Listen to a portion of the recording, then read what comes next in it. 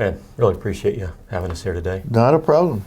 So that's the TCB, technically gifted twice. Yeah, by first Elvis. time he gave it to me, it was a plain one, obviously, like all the others. Right. And I want to say, I thought about this last couple of days. I think it was about 3 or 4 years later. I was either on tour with him or we were in Vail. And he looked at the TCB and he said, how come you don't have anything special on there? I said, I don't know. Nobody ever said anything about it. He goes, give that back to Joe. And he gave it to Joe and he said, we'll send it back to you. And when he sent it back, that was with it. Ah, okay. I didn't know about this. No, I didn't tell you about that. Oh, man. That's awesome. That's him. Wow. Yeah, no, that's clearly Tehran from EP. Wow, that's fantastic. Man. So, wow. You just sit there and think about, he took the time to do that. It was in his hands and his pen, and yeah. it meant a lot to me that, he could have just sent it back, but right. For him to make a little note and send it back. Yeah. Well, it clearly speaks of his generosity, which yeah. clearly you know about. And I realized he had given you, the acetates and then a coat and the snowmobile. This, of course, is clearly the most prized piece, but that speaks volumes of the generosity that you clearly knew over several years with Elvis. He was probably, without a doubt, the most generous person I'd ever been around, and especially because his generosity was never exhibited for a return of something. His generosity was also to people that he didn't even know. Usually when people give stuff away, they give it to a friend or a relative or for a political reason or for a favor. Right. And I saw this guy give so many things away that, just pure, generous, unbelievable, good guy. I think I told you that story about in Memphis going to play racquetball at Memphis State before he built the racquetball court at Graceland. And we're driving down the street, and he saw this lady, this elderly black woman, looking in the window of a Cadillac dealership down there. And he said, stop the car. So stopped the car, and he got out, and he walks over to her. Well, obviously in Tennessee, especially where he lived in that area, everybody knew who he was. And sure. The minute he got out of the car, this woman went berserk. She was, I'm going to guess this lady at the time was late 50s, early 60s. You could tell that she came from some job that she had. She was waiting for the bus. And of course, she was just thrilled that he stopped. And he said, what are you looking at in there? And she goes, Mr. Presley, I'm just looking at that beautiful car. Well, long story short, he buys her the car, But she didn't even have a driver's license. She had no driver's license. Her family came down. And if I remember right, I think they ended up selling the car back to the dealership and just keeping the money.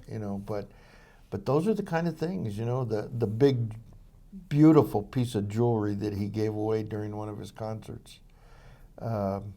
We were in L.A. or Long Beach, and he asked Joe to get one of the jewelers he bought a lot of stuff from, and a lot of the TCBs was a guy by the name of Saul Cohen in L.A. Sure.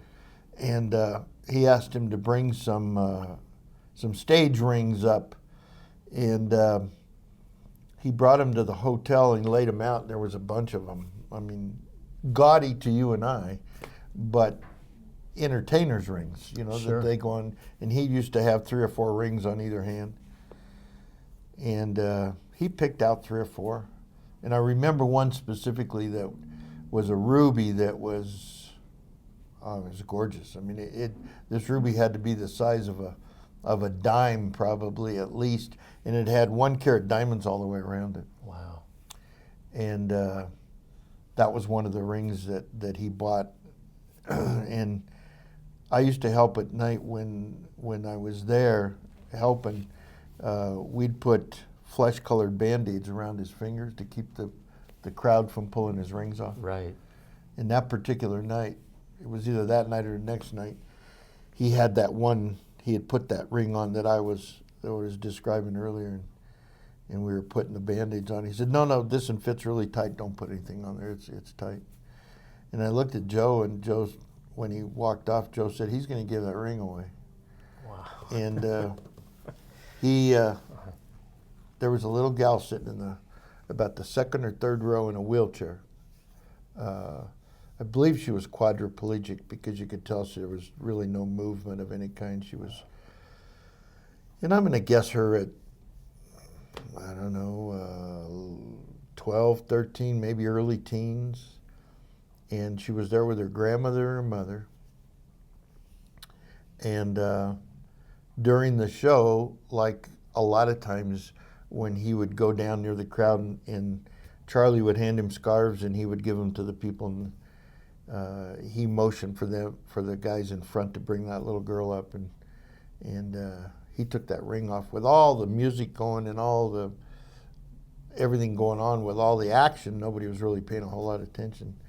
He took that ring off, put it in that little girl's hand, and I remember either Joe himself went down and told the lady, hey, that's not costume jewelry, or he sent somebody to say, hey, you need to be careful. That's a really expensive ring. And I don't even remember what he paid for it. I want to say it was somewhere around $35,000, $40,000 at that time. Wow. And he gave it to that little girl. Unbelievable. You know, but yeah. I mean, that's an emotional story. Oh, I mean, you know, these are the kind of things that I think about all the time. You know, that he did because one, he could do it. He could afford to do it. right. But two, these are kinds of things that didn't help him in any way. He got no publicity for it. Right. Nobody even knew about it. I mean, the people that know about it are the people like myself or Joe or some of the others that were there that passed the story on. And you know, the woman at the Cadillac dealership, this little girl, Don Kinney. Don Kinney was a newsman here in Denver for Channel 4. And after Elvis gave us all the vehicles that one night, we were sitting back in Vail watching TV that morning, and it was him and I don't know, there was 3 or 4 other guys watching that TV program that morning. It was the news was on. And Don Kinney was joking, you know, talking about, it was all over every news channel here that he had bought all these cars that night. I think there was, I'd have to go back and count, but there was like 11 or 12 Cadillacs. I know there were 2 Lincolns, but there was at least 11 or 12 Cadillacs because he had bought cars for, that night he bought cars for Captain Kennedy, Bob Cantwell, myself, and Joe's Dr. girlfriend. Starkey. And then he started buying them for his crew that was there with him, their wives. So he bought one for Shirley, who was Joe's girlfriend at the time. He bought one for Red West's wife. He bought one for Sonny West's wife. And there was Jerry Schilling's girlfriend. Right. There was 2 or 3 more. I think there was at least 11 or 12 Cadillacs, or there could have been 10 Cadillacs, but I know there were 2 Lincolns. And this was after the show. This was way, yeah. Well, this was while we were still vacationing in Vail. The show had been several months before that. Okay. So this was just while he was vacationing up there. So we're watching that TV program, the news, the next morning, and Don Kinney was joking. He goes, "Boy, what a generous guy! You know, he's giving all these cars." And he said, "Hey, Elvis, if you're listening, I like those Sevilles." And Elvis looked at me and he goes, "You know that guy?" I said, "Yeah, I know him." And he said, "Well, call him on the phone." And I mean, I think I knew at the time what he was going to do, but I thought maybe he was just going to call and thank him for giving him all this stuff on TV that morning. And so I called the station and I asked for Don. He came to the phone. I said, "Hey, Don, it's Ron Petrofusso." And he said, "Hey, Ron, how you doing? Congratulations." I said, "Yeah, there's somebody here who wants to talk to you." So he got on the phone. He So Mr. Kinney, it's always Mr. You know, that Right. southern gentleman, and he said, "Mr. Kinney, this is Elvis." And Don, I think, said, "Oh yeah, sure, I'm sure this, you know." And he said, "No, sir, this is Elvis." And so he handed me the phone. He said, "Tell him it's Elvis." So I got on the phone. I said, "Don, that's really who this you're talking to." So he gets back on the phone, and he buys Don a brand new Seville. He didn't know this guy from Adam. I mean, it just. Wow. I'm telling you, it was just those kinds of things that separated him from anybody else. You know, I mean, he had that knack of the surprise of Sure. doing stuff for people, and just a generous guy. I mean, just a generous, over generous guy. You know, I mean, on the night of the vehicle purchase, the mass vehicle purchase, was that late into the evening? Was that? Oh yeah, we had to. When he first had Captain Kennedy up in a room in Vail, and they yelled down for me to come up there, and I went up, and Jerry said, he just bought me a new Lincoln, and I said, "You're kidding?" He goes, "No." He said, "He just wants to buy me a new Lincoln." I said, "Oh man, that's great." And he looks at me and he says, "What kind of car do you like, Ron?" And Jerry made fun of it later because he said, "Boy, you didn't waste any time telling him what you like." I said, "Well, I prefer a Cadillac." He said, "Do you know anybody who owns a Cadillac dealership?" I said, "Yeah, I do. In fact, a friend of mine I do off-duty work for him. He owns a Cadillac dealership, Jack Kent Cadillac in Denver. Just call him on the phone." So I called on the phone, got a hold of the general manager who I knew really well, and I said, "Hey, we want to come down and look at some cars. Elvis wants to buy me a Cadillac." He goes, "Yeah, come on down." He said, "I got a beautiful one on the showroom floor." I got to ask, and I'm not trying to interrupt, was it a green Eldorado? It was a kind of a turquoise colored Eldorado. Okay, Yeah. okay. I think the green one you're thinking of went to Shirley. Right, surely do. Shirley Right. do got that Yeah, one. okay. We went down to the dealership, and I saw this car on the showroom floor, and I mean, I didn't even have to look outside. It was absolutely gorgeous. I mean, it was a like turquoise blue Eldorado with a white Landau top, and it was just gorgeous. And I'll never forget the sticker on it at that time. It's kind of funny when you see the price of cars now. The sticker on it at that time was $14,000 and change. It was like 14.6 or 14.7. And that's another thing. Joe and the Colonel would always try to get deals. Right. And Elvis, I mean, that night especially, you know, Joe was sitting there trying to figure out if he could make a deal, and Elvis said, "We pay what's on the window. We pay what's on the window." So, Wow. and I don't even remember now. So I picked that car out. Then Bob picked out a Seville, and then all of a sudden, he said, "Hey Shirley, you like one of these?" And of course she said yes. And then he went to Red, and then he went to Sonny. They were all there. Jerry was there, and he started saying, "Yeah, go pick one out. Pick one out for your wife." And they said, "Well, how are we going to get them?" "Oh, we'll just ship them back. Just go pick them out." And so, I mean, he just wrote these checks that night for all these cars, and Wow. and then we went down to the Lincoln dealership, which was about I don't know 6-7 miles away from there, and he bought Jerry's car and Dr. Starkey. Oh, yeah. And he the reason he said he bought Dr. Starkey a car was that when we were in Vail, we were wearing ski masks and scarves, and one of the scarves gave him a little bit of a rash. Right. And so he got Dr. Starkey, or Jerry called Dr. Starkey on the phone, who was the police doctor, and he prescribed some salve for him, and that I don't think the salve cost $4, and it happened to clear up this rash, and so that was his reward for. I mean, that's how silly. I mean, but the one thing I can tell you about Elvis is that time meant nothing. Didn't make any difference if it was midnight, noon, 1 o'clock. When he got the urge to do something, it had to be right now. Right. And that's that was the only thing that was hard sometimes to accommodate.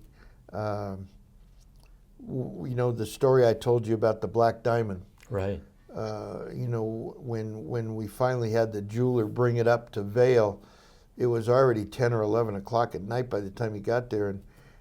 And I mean, all we had to do was wait till the next morning to go to a jewelry store. No, he needed to have it set right then.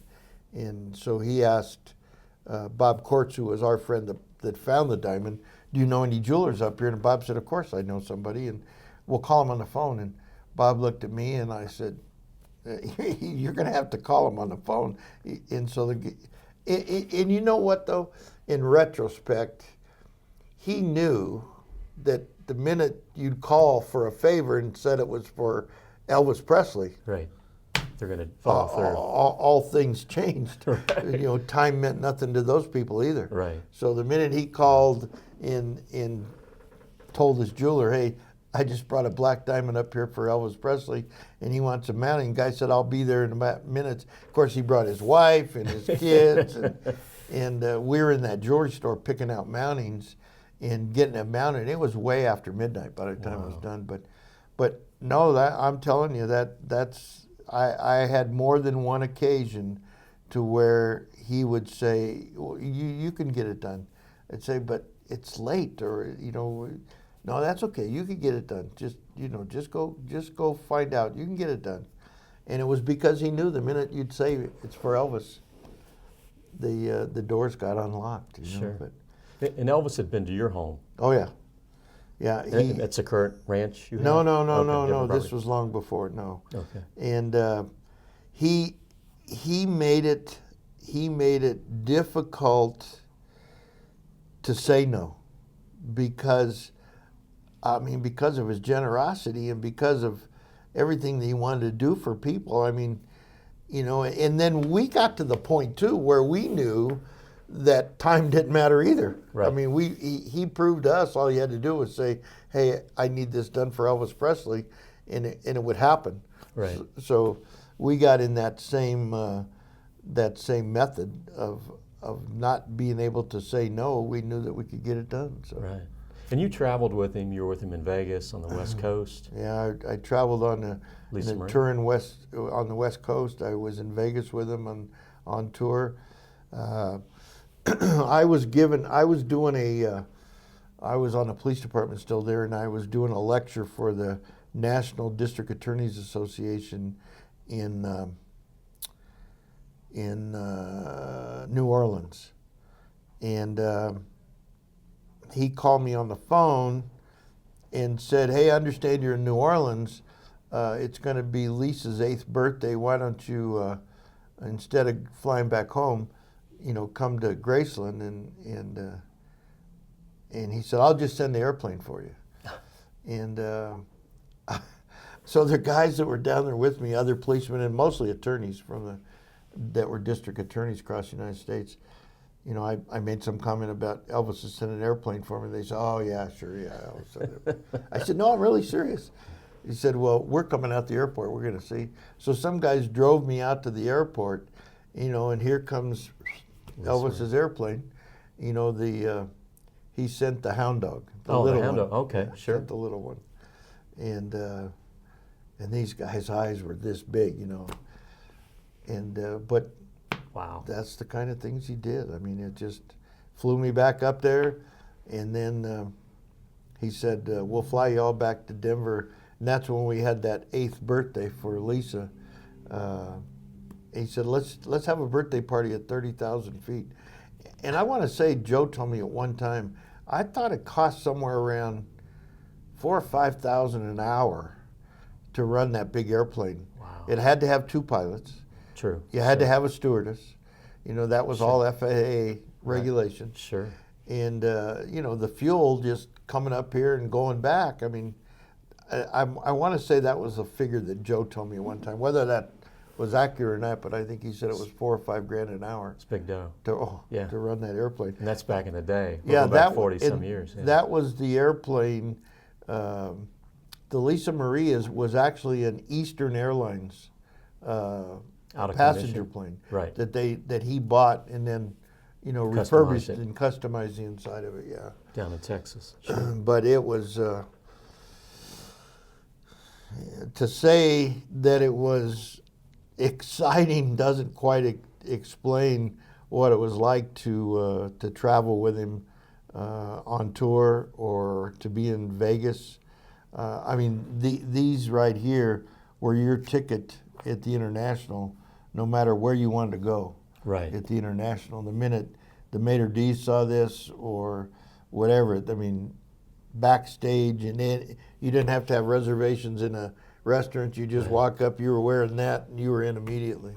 Wow. Because that was the days when he had the top floor of the International, and boy, we had some great parties up there too. I mean, just it's hard to believe that it was that long ago, but so fresh in my mind, and I'm sure in the other guys' minds that were there too, because it was such an extraordinary experience for us. Right.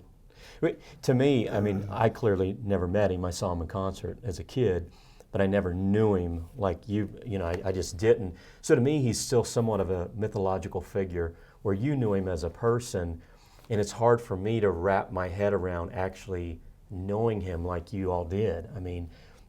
And that's why stuff like this that you can hold in your hand now, right, and know that at one time he was holding that and he was signing this. Right. My kids, my kids are, the thing that amazes me about him still, I mean, you're a young guy, but you love his music. His music has not changed over the years. It's the same music that when he was alive, and it's still popular, and it's got kids. Even my youngest girls are 18 years old, and it still has them. They love his music, not awesome. because of my relationship. They actually like his music, and I've seen other kids that same age that, so whatever he did. Somebody asked me one time, why do you think why do you think that he got as popular as he did? He had a great voice, and he had some really good songs. But why do you think he became as big as he did and stays that way?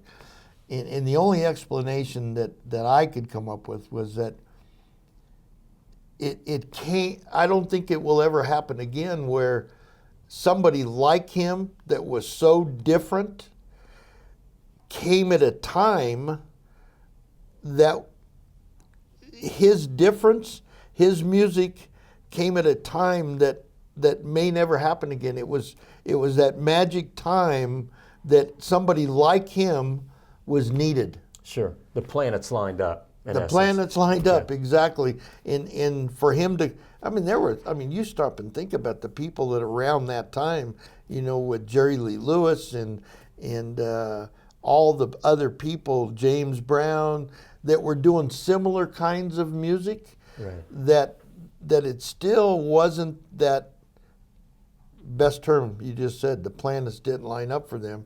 He was a great American. Whoever thought of it, whether it was his own, he told me forever it was his own idea to join the service, but to join the service and go act like a normal guy. I mean, the publicity that he got for that, everything just came together at that particular time in history, and I don't think it'll ever happen again. No. And that's why he is as popular as he was then, and why he's as popular as he is right now. For him to call us on the phone and say, "I want to come and ride around in the police car with you."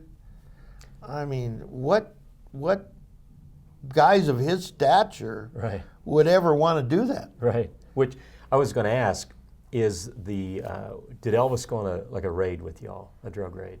No, he didn't go on a drug raid. He came and rode my partner Bob Cantwell, who I hope you can meet this afternoon. I've called him and hope he can be there. Okay. But Bob and I worked narcotics for the Vice and Narcotics Bureau for Denver. And he wanted to just come up and ride along on a typical shift with us to see what we do, and when he called and asked me about that, I said, "You're crazy." I mean, now that I look back, I can't imagine that I ever talked to him like that, but I did because we became really good friends. Sure. And I said, "You're crazy." He goes, "What do you mean I'm crazy? For what?" I said, "You can't come and ride. You're Elvis Presley. You can't come and ride around in the back of an unmarked police car while we're doing what we do. Why not?" and when he'd say it like that, "Why not?" I mean, what do you say to him? I said, "Well, Right. because of your popularity and people know you." And he go, "What difference does that make?" I said, "Well, first of all, there's no way in the world I can get permission." "Oh, yeah, you can get permission." I said, "No, there's no way I can get permission." "Well, go ask." So I went to the captain, and we both went to the chief, and he had just finished paying for the first police gym in the city of Denver. The police department did not have a gym. And he Right. did that in honor of Merle Nading, who had been shot while he was here one time on concert. We had an officer shot and killed. And he wanted to build something in memory of Merle. And so he gave the money to build the gym in the basement of one of the substations, put all the equipment in there, paid Wow. for it all. And so, of course, I think in the back of his little magical mind here, he's thinking all along, they'll probably let me do this. So when I went to the chief and said, I had the captain with me, we went to the chief and said, Elvis wants to come ride around with us. He looked at me and said, "Are you crazy?" I said, "Listen, chief, that's the exact thing I said to him." And he said, "No, what's wrong with that?" So I'm going to ask you, what's wrong with that? He said, you guys, if anything happens, he said, just leave your badges in the car and don't come back. He said, because I'm telling you, the news media will have a field day if something happens. So I called him on the phone. I said, "Okay, I got you." And again, like I said earlier, he always knew that things will happen. Right. Right. So he wasn't very surprised when I called and said, Chief's going to let you come riding around the car. So I said, "Elvis, the only thing that you need to do," and I said, "I don't know how to tell you this, but could you kind of try to dress normal?" And he took offense to that. He said, "What do you mean by that?" I said, "Come on, Elvis." I said, "Every time you come out in the public, you look like you're ready to go on stage." I said, "You're going to be riding around in an undercover police car." I said, "You can't dress like you're getting ready for a concert." Okay, I understand." I said, "Okay." So at that time, before the new airport was built, the old airport was here, and there was a private part of it called Combs Aircraft, and so we picked him up. He flew in, and we picked him up at Combs, and he flew the big plane in. I don't even remember why instead of the little one. We pulled up on the tarmac because we could drive right up to it in this Combs aircraft area. And so we pull up right next to the airplane, and I look up the stairs, and he comes out, and I'm thinking, oh my God! I mean, I didn't know what to say to him. He's wearing real tight black bell-bottom pants.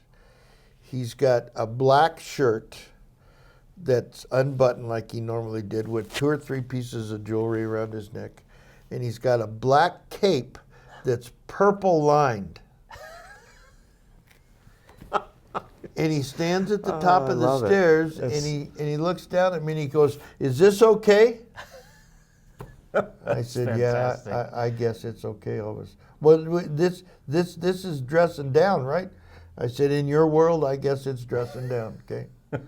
So he came out with us that night, and I mean, it was hilarious. I mean, it just, Obviously, you encountered the business that you were at that evening. I mean, was he engaged in any of the activities? Oh yeah, more than what we wanted. Really? I mean, we got in the car, and I said, "Now listen." He was sitting in the back seat, of course, and Bob was driving, and I was a passenger. And I said, "Now listen, here's what's going to happen." I said, "Our normal routine. We're going to go down into the area where most of the drug traffic is at, and we're going to probably stop several people that we know are either normally selling drugs or they're possessing drugs." I said, "That's kind of what our routine is." and we make arrests doing that.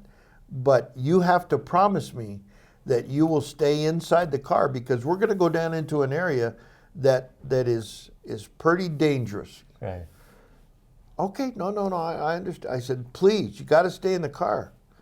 Okay. So we drive down to this area, and the first thing we do, we spot a guy that Bob and I had arrested 3 or 4 times before. And every time we stopped this guy, there was always a hassle. There was, and we probably shouldn't have stopped him that night because every time we stop him, as I said, a hassle would ensue, and we'd either end up getting in a resistance or. But this guy was a big drug dealer, and so we pulled him over. And as we're getting ready to pull him over, I said, "Now listen, Elvis, please." And I'm leaning over the seat, looking in the back seat. I said, "This guy can be really dangerous." I said, "So please stay in the car till we tell you you can either get out or we bring him back here, you know. And you got to stay in the car." Right. And he said, "Okay, I understand." I said, "All right." So Bob gets out of the driver's side, I get out of the passenger side, and we're walking up as normal police procedure. Bob's walking up on one side, I'm walking up on the other side, concentrating on this guy, and I hear steps behind me. And now I can't take my eye off of this possible suspect because something bad could happen. And we knew him from, as I said, from before, and we knew that we had lots of hassles with him. So I'm not doing anything, but I hear these steps coming behind me, and all of a sudden I hear this voice say, "Police officers, get out of the car." I thought, oh my God, I mean. Wow. So he. Was Elvis armed? Well, I'll tell you the rest of the story. Okay. So this guy gets out of the car. It's fantastic. And instead of giving us problems, he sees Elvis Presley in Denver, Colorado. I mean, he knows him, and everything changed. He wanted to take a picture with him. I mean, he was the nicest guy in the world.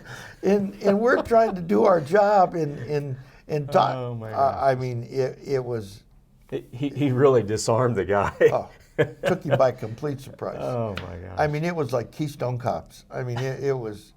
So we got back in the car, and we're driving back down the road, and my partner who's driving, and I'm sitting like this a little bit, you know, kind of trying to talk to Elvis, and my partner starts going, "What is he doing?"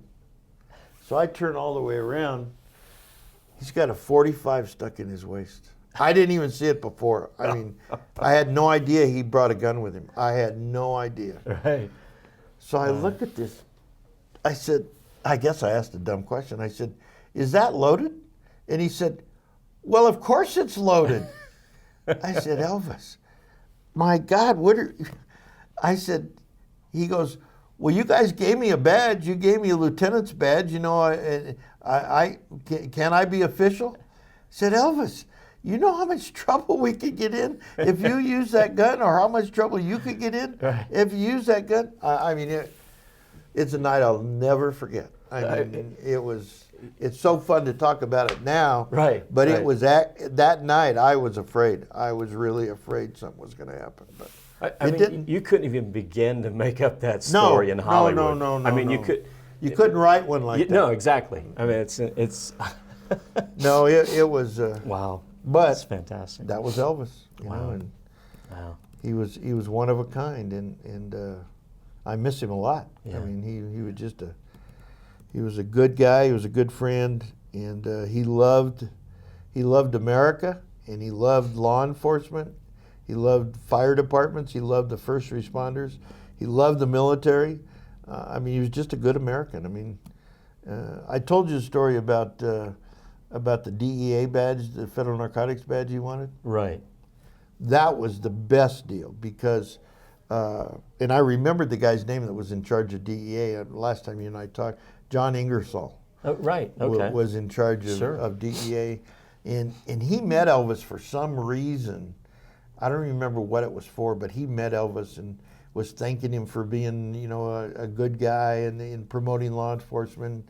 and you know, he asked him, "Is there anything I could ever do for you?" And Elvis said, "Yeah, I'd like to have one of your badges. You know, all these other places they give me. I want a real badge. Do you?" And he said, "Oh, Elvis," he said, "I wish I could do that." He said, "But there's no way that I could do that." And he said, "Why not?"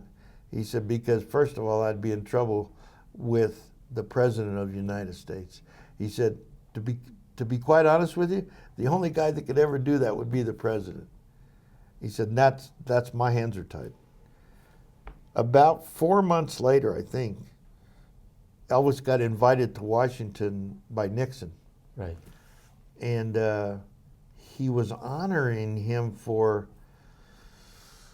I think he was spearheading some anti-crime issue, or something. I don't even remember now why, but he got invited to the president's office, to the Oval Office.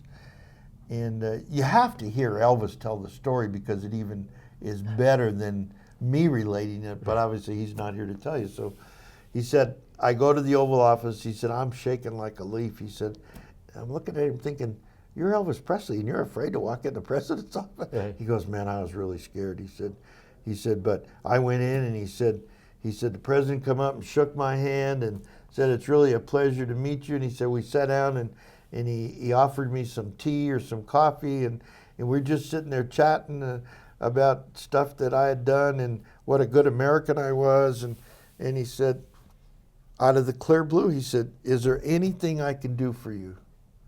And he said, I thought about that conversation with John Ingersoll. And he said, well, there is. He said, Mr. President, he said, I met with John Ingersoll and we had a good meeting, and I'd like to have one of his badges. And he said that you're the only one that could do that. Oh, he said he turned around, he picked up this phone. I thought he told me it was a special phone. I don't remember the exact, but he didn't have to dial it. He just picked up the phone. He said, get John Ingersoll on the phone. And he said pretty soon the phone rang and he picks it up. He goes, John, get over here to my office, and when you come over here, bring one of those badges of yours with you. So he said, like I said, it's so funny listening to Elvis tell the story, because he said, I'm sitting there on the chair in the couch in the Oval Office with the president, just the two of us. He said, knock on the door. He said, the president says, come on in.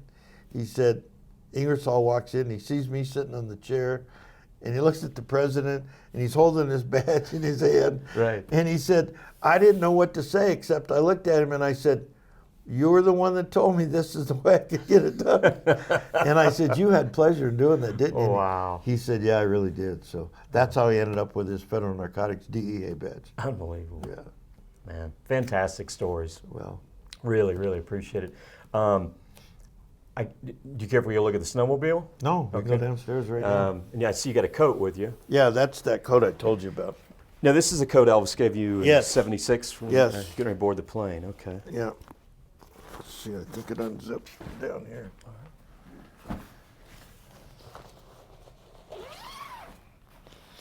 I told you that story. My wife almost gave it away.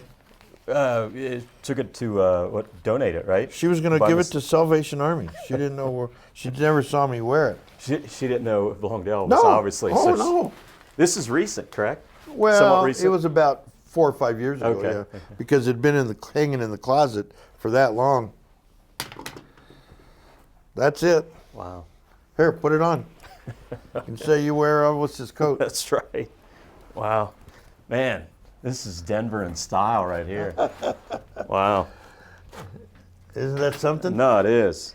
Did you ever wear it? No, I keep it in here. Oh, I did for a while, you know. Sure. I right after he gave it to me, it's so warm that It there is were very times warm. when I wore it, but you know, and maybe I make more out of this than anybody else, but can you just realize that he was wearing it and now you got it on? It's crazy, Huh? really. It's hard. It's hard for me to wrap my head around. I mean, like, and your stories are unbelievable. It's like I got to digest it because, like I said, he's somewhat of a mythological figure to me. Where you knew him, Well, and I mean, the fact that Elvis was getting ready to board the plane wearing this, hands it to you. It's crazy. To Yeah. me. It's just crazy. yeah, you know? exactly.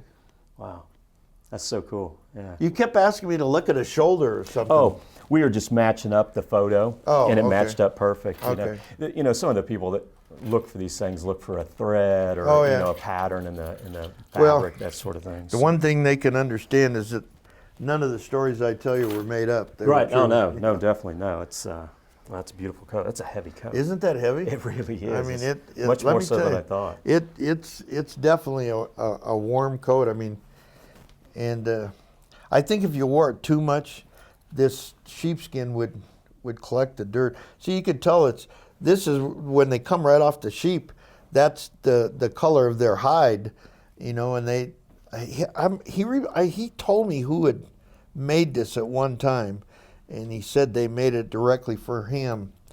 And I don't remember now who it was, but Curious, did he wear that like when you were out at Vail? oh Is that yeah, pretty- this is pretty what he much was wearing in the mountains. Oh Okay, yeah, wow. yeah. Okay.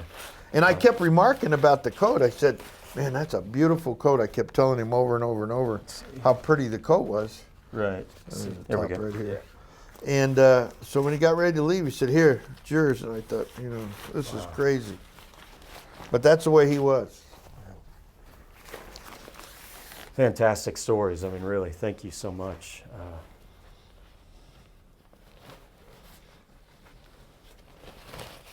So I'm curious, your kids, they get a charge out of looking at Oh these pieces? yeah, yeah. Your girls try this on? And, Oh yeah, they've all had it on. Oh, yeah, yeah. Every one of them had their picture taken oh, with it on. nice, nice. Wow, it's great stuff. We'll leave this here. Go Yep. see the sled. Is that Let's cool? go do it. All right, sounds great.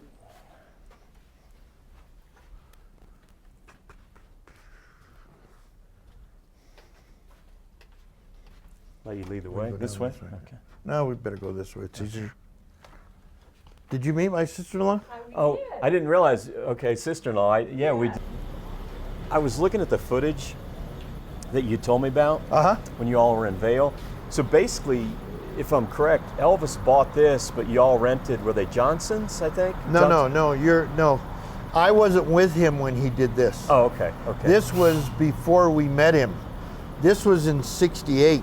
Okay, He was okay. in Aspen with this one. I see. He Okay. went Okay.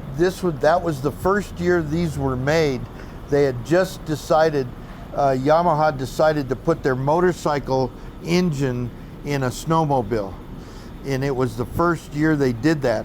And of course, that sold him. They gave him this pitch. He was renting it. Okay, it was brand new. He was renting it, and when he left, he told them he wanted to buy it, and they said, "Well, why?" He goes, "Because you just told me it's the very first one they ever put together, and I want to buy it. And so next time I come here, just save it, and I want you keep my snowmobile. That's mine."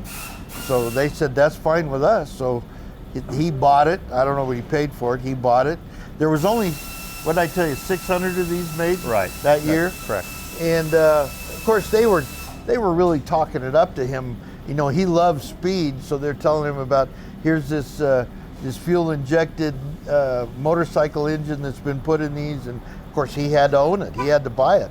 So he bought it and left it up there. And then when I met him, the end of '69 into '70, it had already been up there for a year. And so when he left here after his first concert, when he stayed here for about 3 days, he said, "Hey, I've got a snowmobile up in Aspen." He said, "Would you mind going and picking it up for me?" And I said, "No, not at all." He said, "And next time I come back here," he said, "we go snowmobile and you'll have it." So I drove up to Aspen. It was still there. The guy had it put aside. I picked it up and took it home. Wow. And then the next time he came in and wanted to go to Vail, which I believe was in the first time we went up there, I think it was in '72 or '3.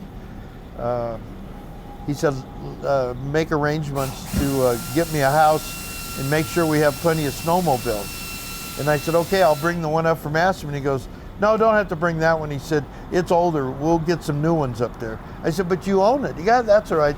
He said, just keep it. I said, well, what am I going to do? He said, just keep it. He said, just save it for me. He said, I'll let you know later. Well, it's been with me since 1969. Wow. So how long ago is that? 40, 50 years? Yeah. Yeah. All right. Now, had you restored it? You'd restored it, correct? Or is this all original? That everything on there is original, except we painted the bottom of it that got had a little bit of rust in the back. Which is normal for these. Yeah. But that's why I left this windshield the way it was, because this is all original. Everything on here is original. Wow. I thought it was in pretty good shape for as long as it's 50 years old. I was looking at the footage. He's on this quite a bit. With Priscilla. Right. Did you see Priscilla sitting on the back? Right, I did, yeah. Wow. Great story. But you snowmobiled in Vail with Elvis and the entourage, okay. And Jerry was up there. Yeah. Right? And then Bob was up well. there. Okay. Yeah. And they gave us permission to go on the slopes at night, which really pissed a lot of the people off of the city. How come Elvis can go up there on our slopes? And of course the city said, this is a big deal for us. We're getting lots of. Right. I mean, it was all over the United States that he was up there. Right. Well, I had read, is it Gerald Ford's daughter? Yes. Was most vocal about him riding, not being for him riding there. Yes. She was against it 100%. and somebody said up there one day, and I don't remember. Somebody in the town said, "Well, that's Gerald Ford's daughter. That ain't Elvis Presley. He's more important." I love it. Wow. So it was a big deal. That's a great piece. No, it really is. It's one of a kind. Yeah.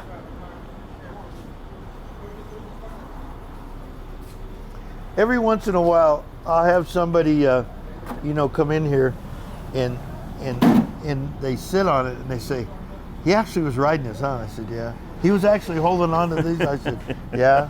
And Priscilla was sitting right here. Yeah. That's great, man. Let's dynamite.